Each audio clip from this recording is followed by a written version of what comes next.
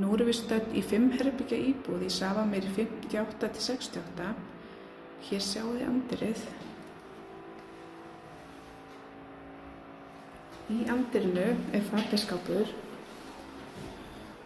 með hillum og fataslá.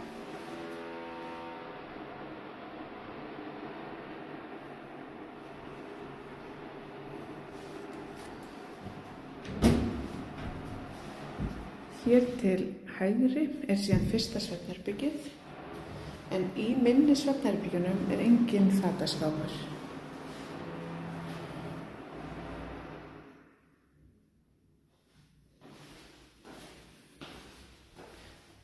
Við höldum síðan áfram, göngum hér inn í alrýmið, eða stofuna og eldhúsið.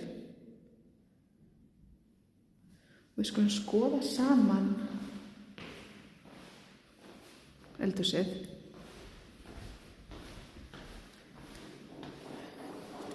Hér sjáum við borðplötuna og helluborðið. Hér er vaskurinn. Ég ætla að sýna ykkur inn í efri skápana líka. En í öllum efri skápum eru hillur. Hér eru síðan hefðbundnar skúffur. Skúffa fyrir neðan hann. Hér er síðan pláss fyrir 60 cm breiða uppþvottavél sem er tengd í gegnum gatið þarna í horninu og upp hér inn í skápinn. Hér er síðan fleiri skúffur og hér er pláss fyrir 60 cm breiðan ísskáp. Svona lítur eldhúsið út. Við skulum halda áfram. Horfum hér yfir stofuna. Hér er síðan smá hol eða gangur. Við skulum byrja á að skoða svefnherbyggi númer 2.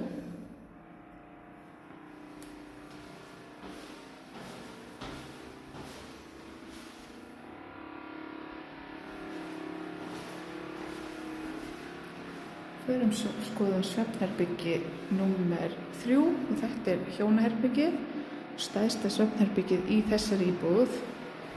Hér er fataskápur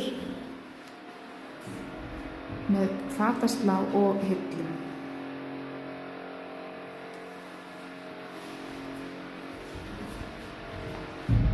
Svona lítur hjónaherbyggið út.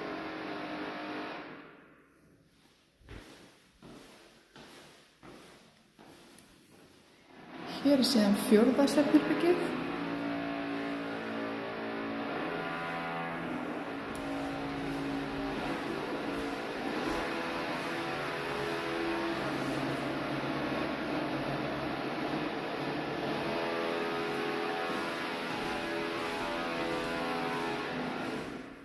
Og hér er síðan baðherbergið. Sjáðu, það eru flísar á gólfum. Hér er vaskaskápurinn, speglaskápur, það er sturtugler. Hér séum við líka handkláfnum og bak við hurðina hér er síðan pláss fyrir þvottavél og barkalausan þurrkara.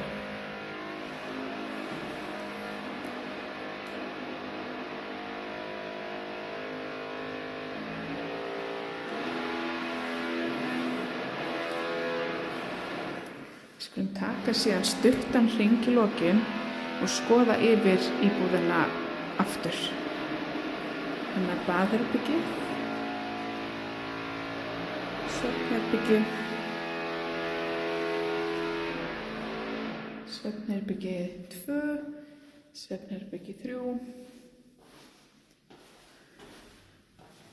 alrýmið.